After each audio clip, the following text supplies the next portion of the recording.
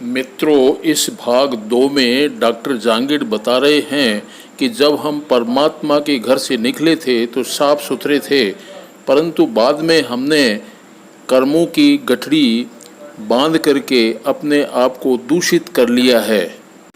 ऐसी स्थिति के समानांतर मुझे एक कबीर साहब का पद याद आ गया। सोच सादर सुर नर मुनि ओढ़ी, ओढ़ी के मैली कीनी चदरिया, दास कबीर जतन कर ओढ़ी, ज्यों की त्यों धर दीनी चदरिया। अतः हमें पुनः उस घर में प्रवेश प्राप्त करना है तो हमें पुनः इस आत्मा को स्वच्छ करना पड़ेगा। अब सुनिए कैसे स्वच्छ किया जाए डॉक्टर जहांगीर साहब के प्रवचन। जय सत शुक्रत, जय मुनिंदर, जय करुणा में ईश, जय कबीर कली दुखरण में सदा निभाऊं शीश। मोक्ष के भक्ति मुक्ति के सौदागरों को मेरा राम राम, नमस्कार, सत श्री अकाल, सत साई बंदगी, जय सतगुरुदेव की। जैसा कि ये एपिसोड नंबर 2 है कि आज तक हमें परमात्मा क्यों नहीं मिले, क्या हमारे अंदर कमी रह गई, ये इस एपिसोड का टाइटल है। तो ये एपिसोड नंबर 2 है। देखो साथियों, सबसे बड़ा जो हमारे जो भक्ति मार्ग में, परमात्मा मार्ग में जो ज्यादा काम करने वाला है वो है सांस। सच्चाई के अंदर आके कहीं ना कहीं सभी फेल हो जाते हैं। तो सांस का अंग बड़ा जबरदस्ती है। आपने देखा होगा कि 25-25 साल, 30-30 साल, 100-100 साल, 150-150 साल ऐसे ऐसे पंथ हैं जो झूठ पे चल गए और आखिर में झूठ में चलने का उनका नतीजा ये हुआ, उस पंथ का विनाश हुआ। तो ये कारण ये है, वहां सत्य का अभाव था। लोगों को सिर्फ सत्य का पाठ पढ़ाया जा रहा था, वो स्वयं सत्य के ऊपर नहीं चल रहे थे। इसलिए साहिब कहते हैं, साचा कोई नहीं मान ही, झूठा जगपति आए, गोरस तो गली गली फिरे, मदिरा भेंट बिकाए। तो ये नियम है, झूठ कपट ज्यादा चलता है। जैसे दूध रूपी जो है गोरस, ये तो गली गली में घूमता है, फिर भी इसके ग्राहक आपको कब मिलेंगे लेने के लिए। और झूठ को लेने के लिए बंदा, जैसी शराब रूपी जो झूठ है, उसको लेने के लिए वो ठेके पे खुद जाएगा। अब परमात्मा, क्योंकि अपना अभी जो पिछली जो ऑडियो में चल रहा था वो था कि हमें पहले एक मनुष्य बनना, एक मानव बनना सच्चा। मानव के अंदर जो ये 5 गुण है वो मानव है, उसके आगे आपको बताया जाएगा। और जब आगे का जो लेवल आ रहा है उसमें कुछ साधना शुरू होगी, क्योंकि मैंने आपको पहले बताया कि साधक, साधना और साध्य ये जरूरी है। और हम विचलित क्यों हो जाते हैं, इस पे चल क्यों नहीं पाते हैं, इसका भी रीजन आगे आपको बताया जाएगा। ये एक कोर्स है प्राइमरी स्टेज का, हर कोई कर सकता है। जैसे कोई प्रारब्ध के धनी हो तो उनका तो भक्ति चलो परमात्मा की कृपा होती है, तो परमात्मा संभाल लेते हैं। जैसे यूं समझ लो, कोई बंदा अगर टाटा बिरला के अंदर जन्म लेता है तो समझ लो वो जन्मता ही धनी है। लेकिन आपने ये देखा होगा, रिलायंस जो धीरूभाई अंबानी की है, वो जन्म से टाटा बिरला जैसा नहीं था। उसने मेहनत करके वो उससे भी आगे चला गया। तो एक तो प्रारब्ध से होता है और एक हमारे को वर्तमान कर्म से करना पड़ता है। तो परमात्मा प्राप्त करने के लिए परमात्मा जैसा बनना पड़ता है, क्योंकि जब ये जीव परमात्मा से वहां आया था, साफ सुथरा था, हल्का था, ये उसके ऊपर बीमारियां नहीं थी, इतना कर्जा नहीं था। तो ये सारी बीमारियां जब हटेगी, जब कर्जा हटेगा, नो ड्यूज मिलेगा, तो ही हम जा सकते हैं। ये इसका सिद्धांत ही है। कई बार आपने देखा है, हम किसी से कोई वस्तु मांग लेते हैं, गाड़ी, मोटरसाइकिल, कंप्यूटर, कोई भी चीज मांग लेते हैं। अगर वो खराब हो जाती है तो हमें उसको लौटाने के लिए पहले उसको जैसी थी वैसी करके देनी होती है। पहले हम जब पढ़ते थे तो हमें मालूम है, हम किसी की साइकिल लेके जाते थे तो वो पंचर हो जाती है या उसके ब्रेक वगैरह कुछ टूट जाते हैं, तो एक दिन रोक के उसको तैयार करा के फिर उसको दी जाती थी। ऐसे ऐसे जब हम परमात्मा के वहां से आए थे तो बिल्कुल हम निर्मल थे और यहाँ आके हमारे ऊपर मल चढ़ गया। तो वापस हमें उसी स्थिति में आना है। तो ये जो प्रोसेस आपको बताया जा रहा है वो प्रोसेस ये है कि उसके लायक हम कैसे बने। कम से कम पहला जो लेवल है, हम मनुष्य कम बने। अभी इस मनुष्य के जब 500 गुण देखोगे तो आपको पता लगेगा कि कई संत और भक्तों में ये लक्षण नहीं है, क्योंकि ये प्राथमिक पहली पौड़ी है। ये जब इसके साथ में जब आगे साधना शुरू होगी तो उसके क्या नियम है वो भी आपको बताए जाएंगे। ये मन कैसे वश में होगा वो भी बताया जाएगा। मंत्रों तंत्रों से नहीं होता ये, हाँ, इसको सिर्फ सुरत और शब्द की साधना से इसको कंट्रोल किया जा सकता है, अन्य कोई रास्ता है नहीं। तो परमात्मा कहते हैं जिन नर साच पहचानिया, जिसने साच की पहचान कर ली, करता केवल सार, सो प्राणी कहूं को चले रे, झूठे कुल की लार। अब हम सबसे बड़ी जो मार खा लेते हैं, इस जगत की झूठी जो मर्यादा है उसमें फंस जाते हैं। जानते हैं सच्चाई क्या है, फिर भी जग की झूठी मर्यादा के अंदर सदगुरु शब्दा जो चले जो जन छूटे, जग की मर्यादा में चालता वे ने जमड़ा लूटे। तो हमें परमात्मा की मर्यादा में चलनी पड़ेगी, संत महापुरुषों की मर्यादा में चलनी पड़ेगी। फिर कबीर साहब कहते हैं कबीर लज्जा लोक की, बोले नहीं साच, जान बूझ कंचन तजे, क्यों तू पकड़े काच। कबीर साहब कहते हैं इस लोक मर्यादा के लिए जानबूझ के जो है सांस को आप एक्सेप्ट नहीं कर पाते हो। सबसे बड़ी बात ये, अब क्या होता है, जो सच्चा होता है ना तो उसको कहने की जरूरत नहीं है कि मैं सच्चा हूं, उसको प्रूफ करने की जरूरत नहीं है। जैसे रामधारा और राजधारा, राजधारा के अंदर आप सच्चे हो या नहीं हो आपको प्रूफ देना पड़ता है, एविडेंस देना पड़ता है कि मैं सच्चा हूं। लेकिन परमात्मा के घर में आपको कोई एविडेंस देने की जरूरत नहीं है। परमात्मा कहते हैं तेरे अंदर सांच है जो बार नहीं जनाऊ। परमात्मा कहते हैं अगर तेरे वाक्य में तू सच्चा है तो बाहर बताने की कोई आवश्यकता नहीं है, किसी को जनाने की जरूरत नहीं है। जानन हारा जाने है अंतर्गति का भाव, वो जानने वाला सब जानता है। अब यहाँ क्या होते हैं, एक किताब भी अगर सेवा करते हैं तो फेसबुक पे दिखाते हैं हमने उसको एक किताब की सेवा की, बताओ, मतलब जबरदस्ती, पाखंड और ढोंग, दुनिया को दिखाना। अब यहाँ क्या है, परमात्मा का जो रास्ता है वो उल्टा है। दुनिया में आप झूठ कपट दिखावा करके किसी को बेवकूफ बना सकते हो, किसी को रिझा सकते हो, किसी से कुछ ले सकते हो, लेकिन परमात्मा के घर में ऐसा नहीं है। वहां तो जैसे कहा ना कि साहिब को सांस प्यारा रे, साहिब जी को सांस प्यारा रे, ये लोग ठगा की नगरी इनसे रहना न्यारा रे। अब बताओ, जैसे परमात्मा कहते हैं कमल का जो फूल है कीचड़ में रहता है लेकिन कीचड़ को नहीं अपने ऊपर छींटे नहीं लगने देता, वो अलग रहता है। ऐसे जीवन की बात कबीर साहब कहते हैं। परमात्मा कहते हैं बसना कोई गुनाह नहीं है, आप इस संसार में बसो लेकिन फंसो मत। बात बसने की है, फंसने की नहीं है। हम ज्ञान नहीं होने की वजह से हम फंस जाते हैं। तो आगे का जो अंग है, जो मनुष्य के अंग में लिया है, वो है आगे का धैर्य का। सांस का अंग हो चुका है। जो गुण है, अभी हम प्रथम लेवल में चल रहे हैं मनुष्य के गुण में। आगे आता है धैर्य, धीरज। तो अब क्या है, आपको जब आगे ये त्रिपद आप पूरे कर लेंगे तब आपको इसके साथ साथ में एक साधना बताई जाएगी, एक ऐसा आपको साधन दिया जाएगा जिससे हम साध्य तक पहुंचे। साधक तो आप हो ही। तो उसमें क्या है, एक गुण की जरूरत है, वो है धैर्य। धीरे रे धीरे मना, धीरे सब कुछ होई, माली सिंचे सो गड़ा, ऋतु आए फल दे। अब कई भक्तों में क्या होता है, साहब मैंने तो साधना शुरू कर दी, मैंने वो कर दिया, मेरा तो कुछ हुआ ही नहीं, शार नाम प्रकट ही नहीं हुआ, मेरे को कुछ धुनें सुनाई नहीं दी, मेरे तो कुछ भी नहीं हुआ, मैं 2 घंटे बैठ गया, 3 घंटे बैठ गया, 4 घंटे बैठ गया। तो परमात्मा कहते हैं कि धैर्य के, धीरज के गुण के बिना हो सकता है किसी आदमी को साधना बताई जाए और उसने 99% तो कर ली, 1% का उसको धैर्य नहीं है, तो उसमें भी वो खो देता है। फिर कबीर साहब कहते हैं धैर्य का, जो जिसने धैर्य धारण किया, धीरज का जिन्होंने गुण अपनाया उसको क्या मिला, और जिन्होंने नहीं अपनाया उसको क्या मिला। कि धीरज के दरे हाथी मन भर खाई। कबीर साहब कहते हैं धीरज के दरे हाथी मन भर खाई, टूक एक के कारण श्वान घर घर भीख मंगाई।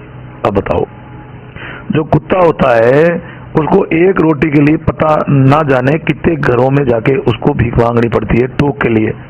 श्वान घर घर जाता है, कितने घरों में उसको मुंह मारना पड़ता है, जबकि हाथी को पूरा एक मण मिलता है। कारण कि उसको धैर्य है।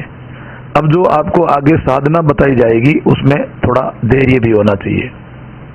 ठीक है, सारे आप लोग कोर्स कर रहे हो, थोड़ा सा कोई मान लीजिए इसने ज्यादा धारण कर लिया, जो ज्यादा समर्पित हो गया, जो अपने आपके साथ में ज्यादा ईमानदारी निभा ली, वो थोड़ा जल्दी पार हो जाएगा। बाकी पार सबको होना है, अगर ये कोर्स अगर किसी को समझ में आ गया तो दूसरा क्या होता है कि कई बार क्या होता है, अधिकतर लोग हार कब मान लेते हैं कि वो जीतने वाले होते हैं, बस उनको उसकी चीज की प्राप्ति होने वाली होती है, उससे पहले वो हिम्मत हार जाते हैं। तो उनके अंदर जो धैर्य का गुण नहीं है।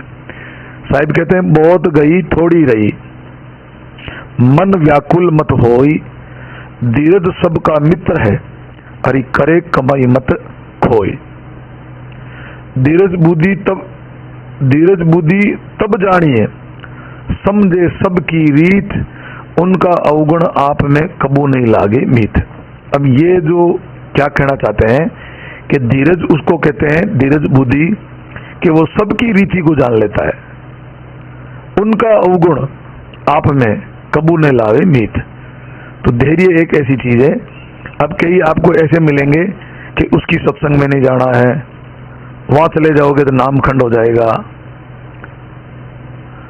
तो भाई अगर आपके पास धैर्य है, आपके पास बुद्धि है, बेशक आप अगर दारू के ठेके पे भी जाओगे तो उस अवगुण को आप नहीं अपना पाओगे। तो धैर्य वही होता है, धैर्य बुद्धि तब जानिए, समझे सबकी रीत, उनका अवगुण आप में कबू नहीं लावे मीत। इतना जबरदस्त जो कबीर साहब का। अच्छा, धैर्य के बिना क्या होता है? फिकर। हर आदमी जो है फिकर में जी रहा आजकल, कि फिकर सभी को खा गई, फिकर सबका पीड़। जब धैर्य नहीं होता तो क्या हमें फिकर हो जाता है, फिकर का फाका करे ताका नाम फकीर। तो ये धैर्य भी अपनाना बहुत जरूरी है। धैर्य के बिना क्या है, हम सफल नहीं हो सकते। जिस साधना में हम लगे हैं थोड़ा धैर्य चाहिए, धैर्य बुद्धि चाहिए। आगे आते हैं, सबसे लास्ट और इम्पोर्टेंट जो अंग है वो है विचार का।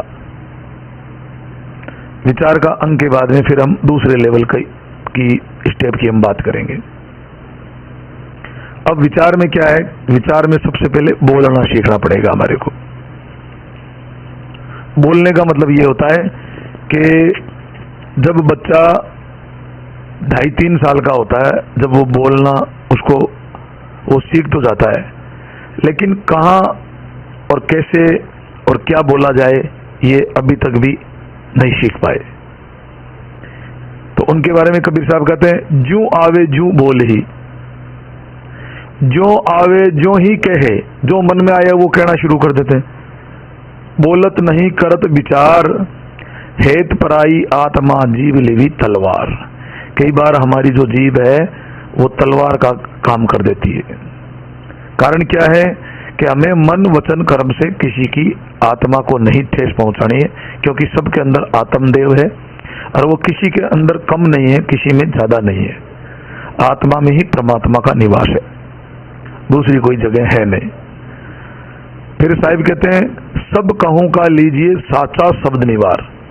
अब बताइए, पक्षपात मत कीजिए कहत कबीर विचार।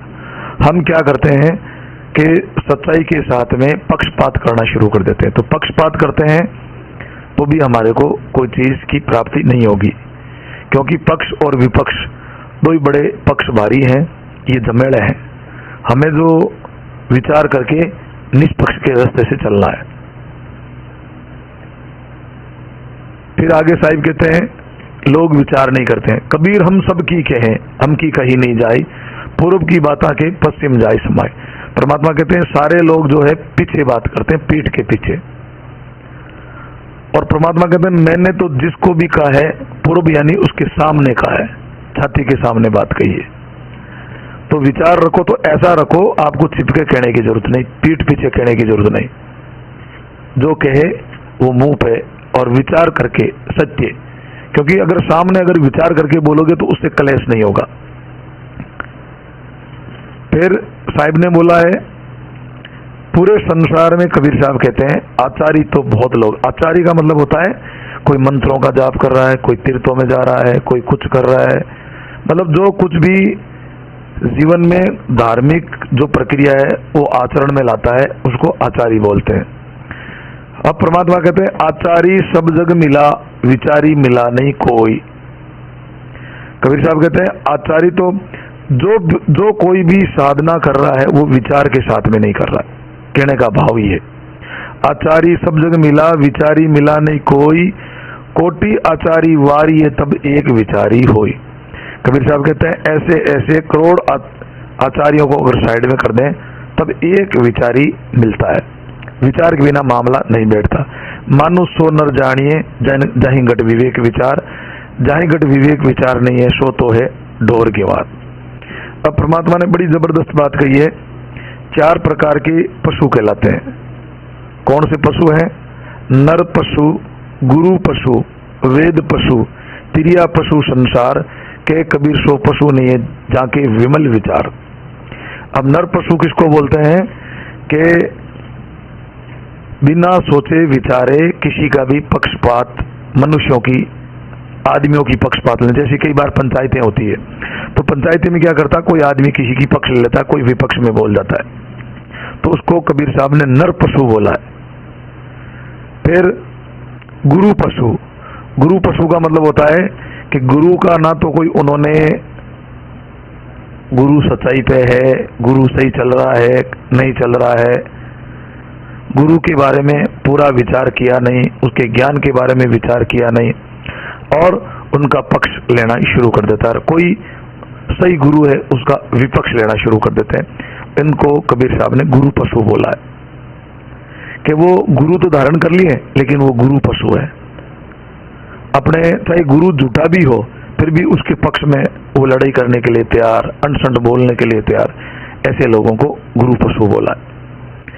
वेद पशु, वेद पशु को मतलब है कोई जानकारी नहीं उसके बावजूद भी वेद किताबों में, शास्त्रों में, शास्त्रों को एक शस्त्र बना के लड़ना, बकवास करना, उनको कबीर साहब ने वेद पशु बोला। तिरिया पशु संसार, तिरिया पशु संसार मतलब जो है कि जैसे आजकल कई शादीशुदा है, अपनी औरत तिरिया स्त्री के कहने से माँ बापों की सेवा नहीं करते हैं, दोस्तों से तोड़ लेते हैं, मुंह मोड़ लेते हैं, तो उनको बोलते हैं तिरिया पशु। क्या कबीर सो पशु नहीं है जाके विमल विचार, विमल मल रहित जिसके विचार हैं, शुद्ध विचार हैं, बोले वो पशु नहीं है। ये क्लियर हो गया। और इसके बाद में हम चलते हैं सेकंड जो लेवल है। अब दूसरा, हाँ थोड़ा सा और बताना चाहेंगे। दूसरा क्या है कि विवेक विचार के बिना हमें साधु कौन है, संत कौन है, भगत कौन है, हम उनका निर्णय नहीं कर पाते। फूटी आंख विवेक की, लके ना संत अशंत। विवेक रूपी आंख फूट गई, लके ना संत असंत, जाके संग 10-20 ताका नाम महंत। 8-10 जने अपनी टीम में मिला लेते हैं, हाँ में हाँ मिलाना, जो उसने कह दिया वो 8-10 बंदों की एक ही बात होगी और उनका हेड मुखिया बन गया। तो कबीर साहब कहते हैं उनके विवेक विचार की आंख फूट गई है। और लके नहीं संत अशंत, जाके संग 10-20 ताका नाम महंत। अब बताइए, कबीर साहब कहते हैं कि कबीर पुकार के संत विवेकी होई, जाके शब्द विवेक है छतर धनी है सोई। सतनाम जाना नहीं, माना नहीं विचार, के कबीर क्या लहरे मोक्ष मुक्ति का द्वार। जो विचारी होगा वो इन बातों को ठीक कर लेगा। एक शब्द में सब कहा, सब का ही अर्थ विचार। अब यह क्या बताया, एक शब्द में सब कहा, सब का अर्थ विचार। कितनी बढ़िया बात बताई। अब यहाँ अगर क्या होता है, परमात्मा की बुद्धि के बिना क्या बोलते हैं कि भाई सब अर्थों का एक ही अर्थ है, नहीं, यहाँ बोलते हैं सब शब्दों का एक अर्थ है, वो है विचार। विचार किस पे करना है? बजिए निस्दिन नाम को तजिए विषि विकार। That's all. ये अपने जो है 5 प्रकार के जो गुण हैं वो मनुष्य के हैं। लास्ट में विचार था, और अब विचार हम जब करेंगे तो अगली हम लेवल में पहुंचेंगे। दूसरा जो तिरपद जो है वो है साधु पद। अब मनुष्य में किसी प्रकार की साधना के बारे में बात नहीं आई। दया मनुष्य में रही है और साधु में रहेगी। अब साधु के लिए परमात्मा क्या कहते हैं? साधु का अगर हमारे अंदर लेवल नहीं होगा, गुण नहीं होगा, तो हम आगे की बात को, हमारी मोक्ष ये जो कोर्स है कंप्लीट नहीं कर पाएंगे। साधु ऐसा चाहिए जैसे सूप सुझाव, शार शार को तो गे लेवे तोता दे उड़ाई। अब मैंने कई पंथों में, कई भक्तों के अंदर एक चीज देखी है, वो आरूढ़ हो गए, एक ही जगह डेट हो गए, वो आगे बढ़ना ही नहीं चाहते हैं। चाहे कोई भी आपको शार दे, वो तो सुनना ही नहीं चाहते हैं। वो तो कहते हैं हम चाहे नरक में चले जाएंगे, हम किसी की नहीं सुनेंगे। तो पहले बात में वो मनुष्य नहीं है, दूसरा वो साधु नहीं, दोनों पद से वो फैल है। दूसरा कहते हैं साधु ऐसा चाहिए जैसे गंगा नीर, कितना निर्मल होता गंगा का नीर, ठंडा। साधु सो सीधा चाले।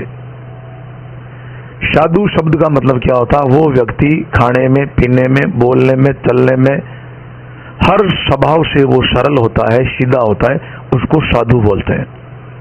साधु ऐसा चाहिए जैसे गंगा नीर, आप तीरे ओराने तारे, निवेड़ा करे नीर और शीर।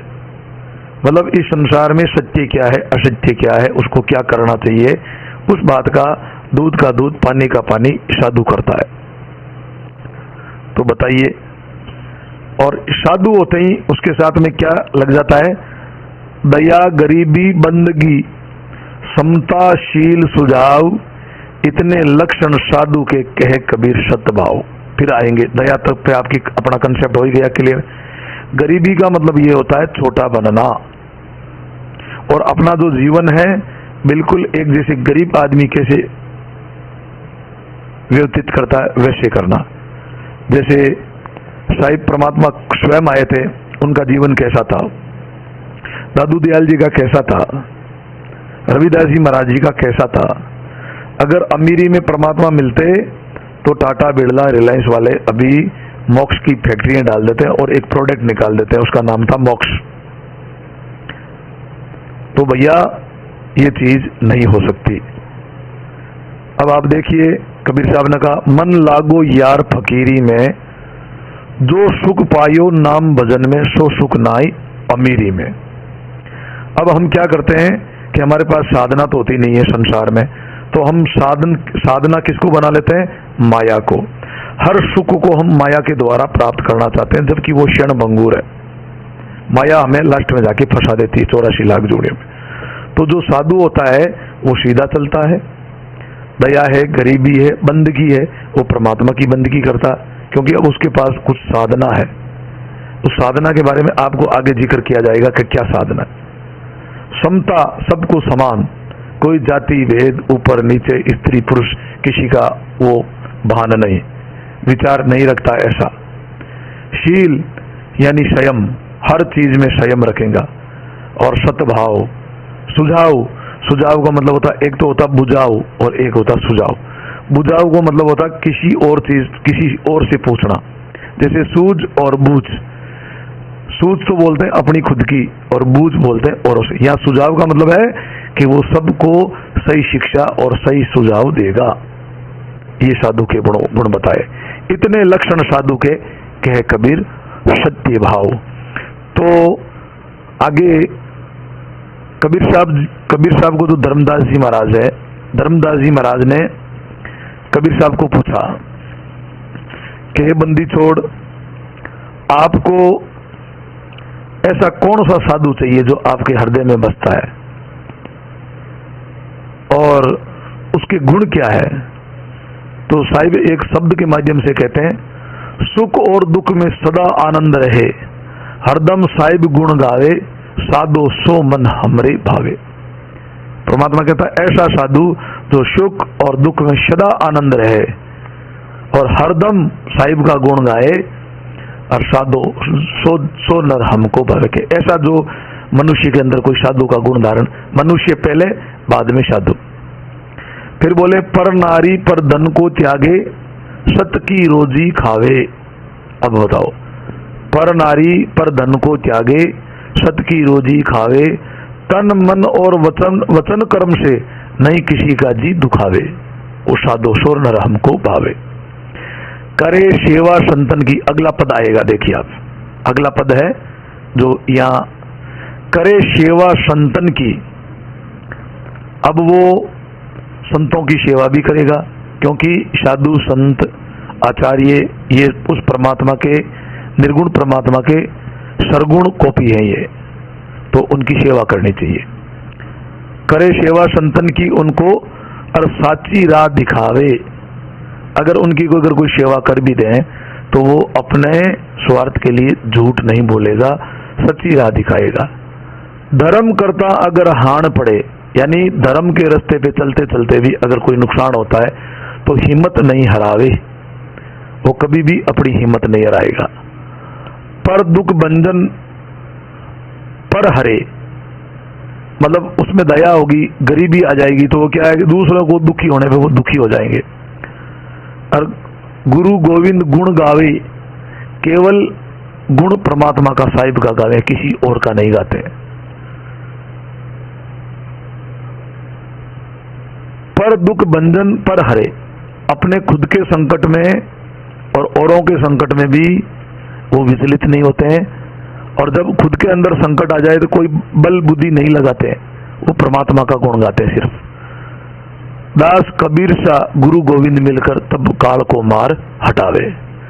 ये आपके साधु का अंग आ गया कि इसके बाद में जैसे बुरा खोजन में चला, बुरा मिला नहीं कोई, जे दिल खोजा आपना मुझसे बुरा नहीं हुई, ये साधुता का गुण होता है।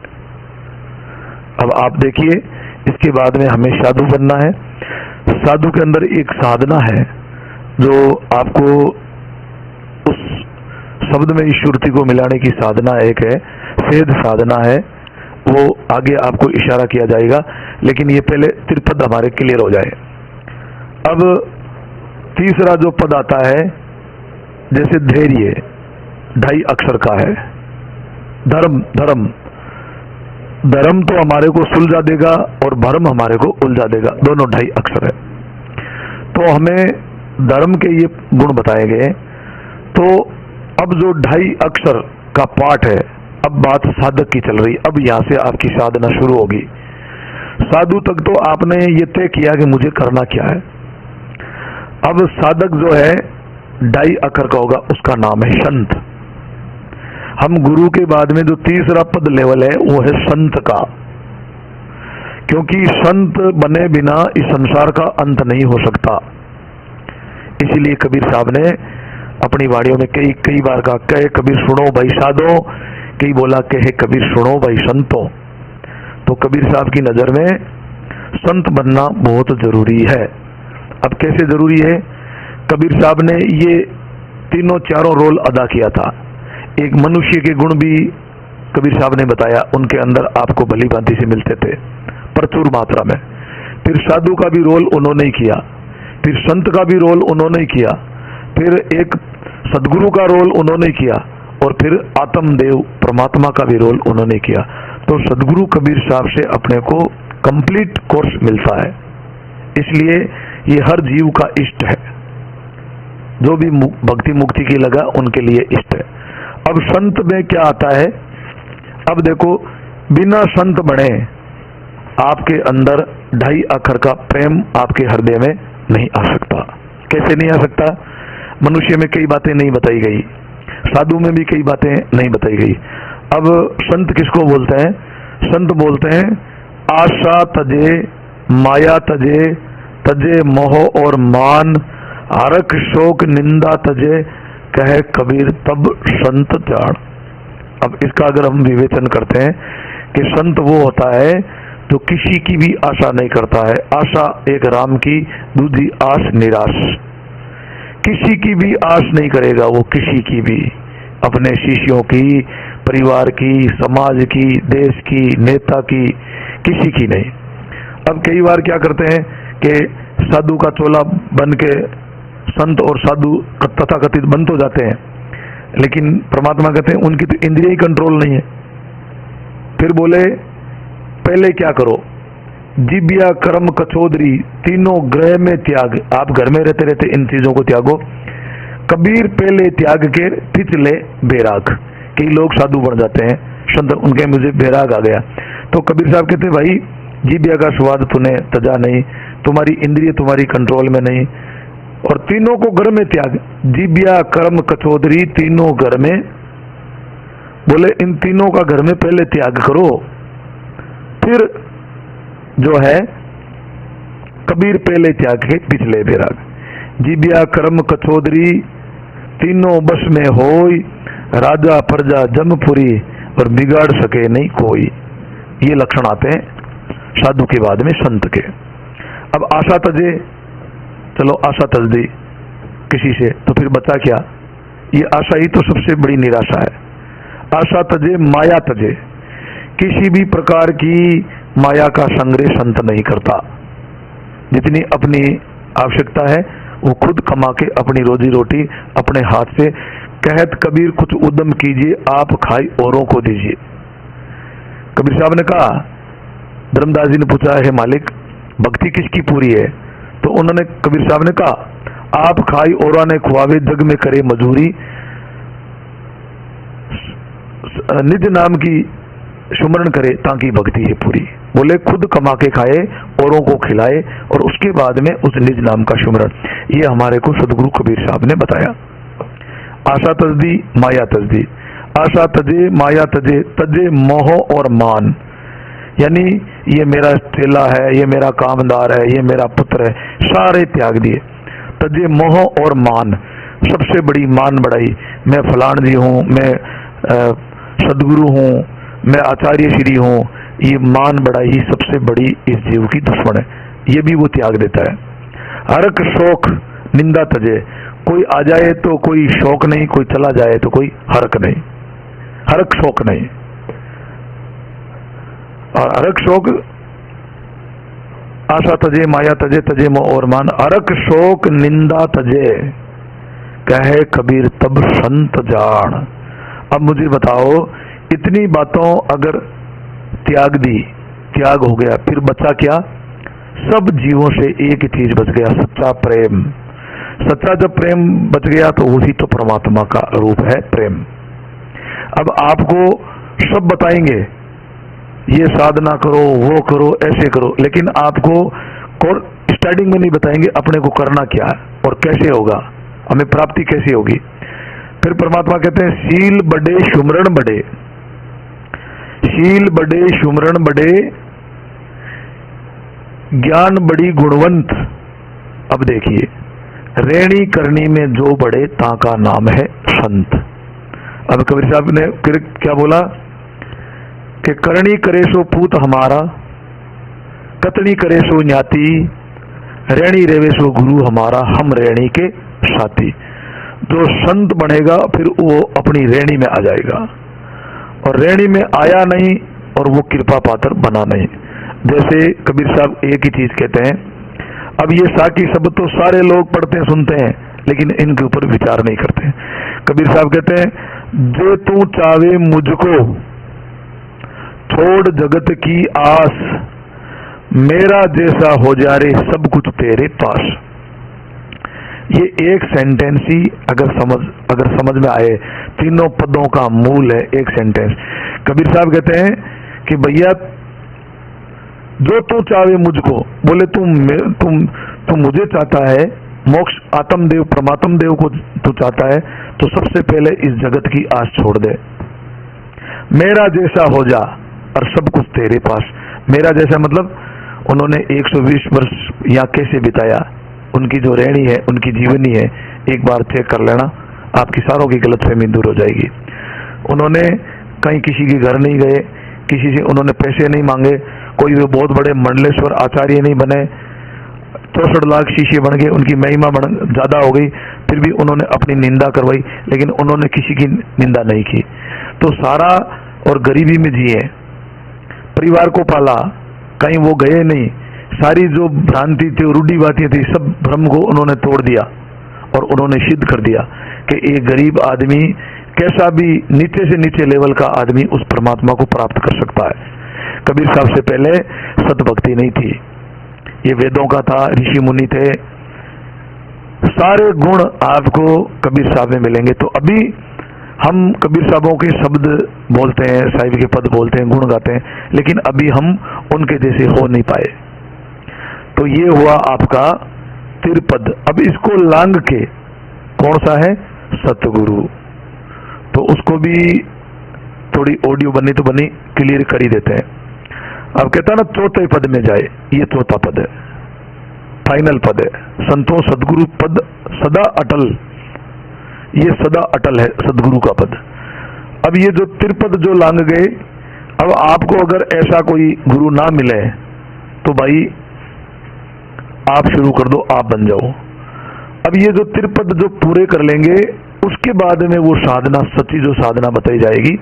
देखो परमात्मा कैसे नहीं मिलते हैं, मिनट का काम है। हमारी सुरती तो संसार में, जगत में फंसी हुई है। हम परमात्मा के भरोसे थोड़ी है, हम तो माया के भरोसे हैं। परमात्मा क्या बोलते हैं? माया मिंदर सुंदरी नहीं साधु का काम, हंसी खेल आराम है जो नर रत्ता राम, माया मिंदर सुंदरी नहीं साधु का काम। बताओ। अब कबीर साहब कहते हैं ये जो जितने भी जो साधु है, संत है, ये बड़े बड़े जो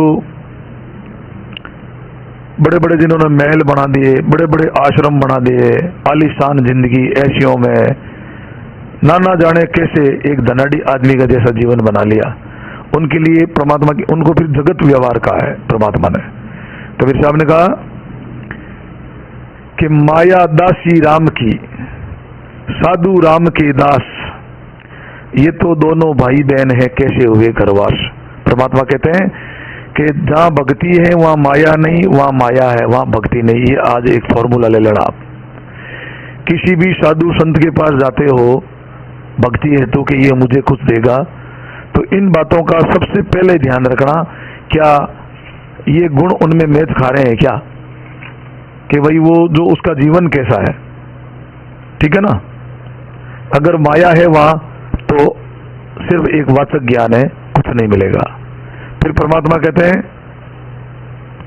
माया मिंदर सुंदरी, माया करोड़ों रुपए का बैलेंस, माया मिंदर औरतों का आना जाना, औरतों से लगाओ, माया मिंदर, बड़े मिंदर का मतलब बड़े बड़े आश्रम, सुंदरी औरतों को निजी सेवा देना, अपने पास रखना, जबकि जेंट्स भी सेवा दे सकते हैं। कई मैंने ऐसे लोगों को देखा है जेंट्स सेवा दे सकते हैं, नहीं, उनके लिए सेवा के लिए स्त्रियां चाहिए, माया चाहिए। माया मिंदर सुंदरी और जगत व्यवहार, कई ऐसे ऐसे बैठे हैं जिनके करोड़ों रुपए ब्याज में चल रहे हैं बाहर मार्केट में। बताओ, जमीन का, प्लॉटों का काम, प्लॉटिंग करनी, फार्मिंगों का काम। अरे भाई, एक बिजनेसमैन को भी उन्होंने पीछे रख दिया। और फिर बताते क्या है? सौदा राम नाम का। ऐसे नहीं होता है, ठीक है ना। तो फिर बोलते हैं कि ये जिन साधु को मिल जाए, बोले जो भी साधु है, संत है, जो साधना करने वाले को ये क्या क्या मिल जाए? माया मिंदर सुंदरी और जगत व्यवहार, ये जिन साधु को मिल जाए समझ लो रूठ गया किरतार। उसके कर्म फूट गए, कोई ना कोई उसके साथ में साजिश होगी, कोई ना कोई उसके साथ में कांड होगा, बखेड़ा होगा। क्यों होगा? माया के पीछे होगा।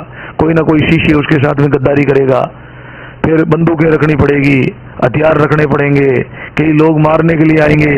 क्यों? माया। कबीर साहब को तो कुछ जरूरत नहीं पड़ी, गरीब आदमी को कोई कुछ जरूरत नहीं पड़ती, वो कहीं रोड पे अगर सो जाता उसको कोई खतरा नहीं है। माया वाला को 24 घंटे घर में भी, जेट सुरक्षा के बाद में भी उसको खतरा महसूस होता है। क्यों? माया।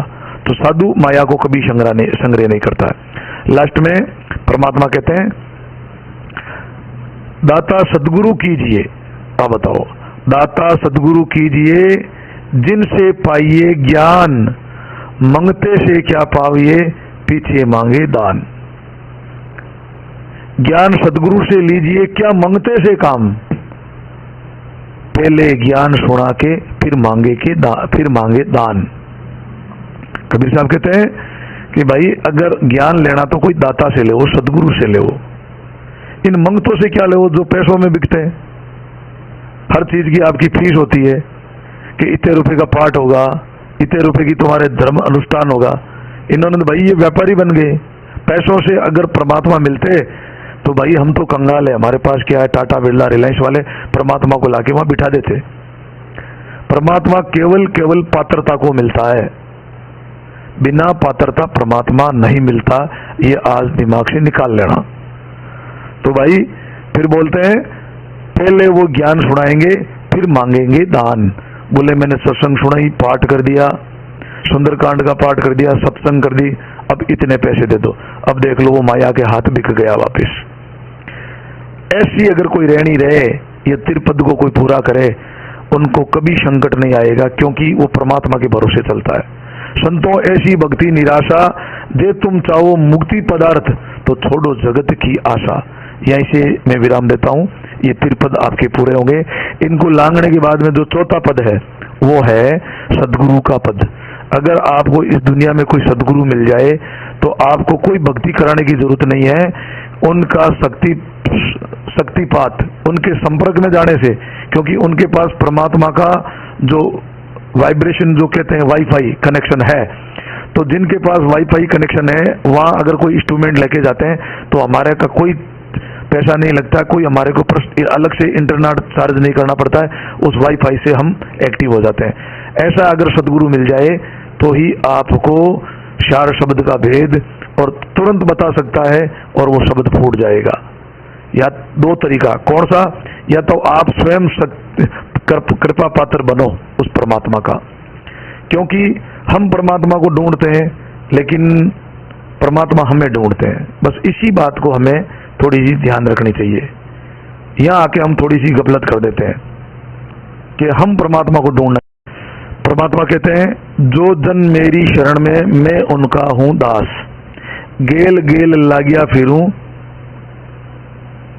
जब तक धरणी आकाश। परमात्मा कहते हैं मैं मेरे पात्रता को तो ढूंढ रहा हूं भाई, धरणी आकाश रहेगा जब तक।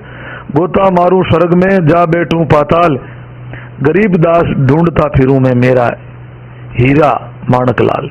कबीर साहब कहते हैं मैं ऐसे पात्रता वालों को तो ढूंढ रहा हूं मेरे भाई, लेकिन मैं रोऊं सृष्टि को, मुझे रोवे नहीं कोई, मुझे तो सो रोवे जो शब्द विवेकी होई। परमात्मा कहते हैं कि मैं तो इस पूरे जीवों को रो रहा हूं, लेकिन मुझे रोने वाला कोई नहीं भाई, मेरे सामने प्रीति करने वाला नहीं है। ये संसार जगत में की प्रीति करता है। तो वापिस पुण्य आपसे निवेदन करूंगा कि वो परमात्मा हमारे को ढूंढ रहा है और हम परमात्मा को ढूंढ रहे, नहीं मिलेगा। इसलिए वो कहते हैं मोह को क्या ढूंढा है बंदा, मैं तो तेरे पास में। वस्तु तो हमारे पास हाजिर है, लेकिन हम पात्रता रूपी बर्तन हमारे पास नहीं है। ये तिरपद है और मैं आपको बता देता हूँ, सभी सत्य की बातें करते हैं, सत्य की सबको भूख है, लेकिन जब परोसा जाएगा तो सत्य गले नहीं उतरेगा। बड़े बड़े लोग मैं देख रहा हूँ सत्य की ढिंडोरा पीटते हैं, लेकिन जब सत्य परोसा जाया है तो सत्य वो ले नहीं पाते हैं। तो इसी के साथ में मेरी वाणी को विराम देता हूँ। अब चौथा पद जो है सदगुरु का पद है। अगले नेक्स्ट आपके ऑडियो में सदगुरु के पद को बताया जाएगा कि सदगुरु कौन होता है, कैसा होता है, और अगर हमारे को सदगुरु मिल जाए तो एक पल का काम है, शक्तिपात से या अपनी गाड़ी बंद है तो धक्के से जैसे स्टार्ट होती है, तो सदगुरु हमारे, उनकी दृष्टि पड़ जाए, वो अगर हमारे सिर पे हाथ रख दे, क्योंकि वो तत्व, वो तो त्रिकालदर्शी होते हैं, उनसे कोई चीज छिपी हुई नहीं होती है, एक पल के लिए काम है। अगर आपको सदगुरु नहीं मिलता है कोई बात नहीं, तो ये तिरपद लांग लो, उसके बाद में जो साधना बताई जाएगी उस साधना को करके देखना, तुरंत आपको रिजल्ट मिलेगा, तुरंत चार शब्द प्रकट होगा और अनुभूति होगी, और ये काम क्रोध मान बड़ाई ईर्ष्या संसार छूट जाएगा और हम लक्ष्य को प्राप्त होंगे। इसी के साथ में मेरी वाणी को विराम देता हूँ। राम राम, नमस्कार, सत साहिब, सत श्री अकाल, जय सतगुरुदेव की, सतनाम साहिब बंदगी।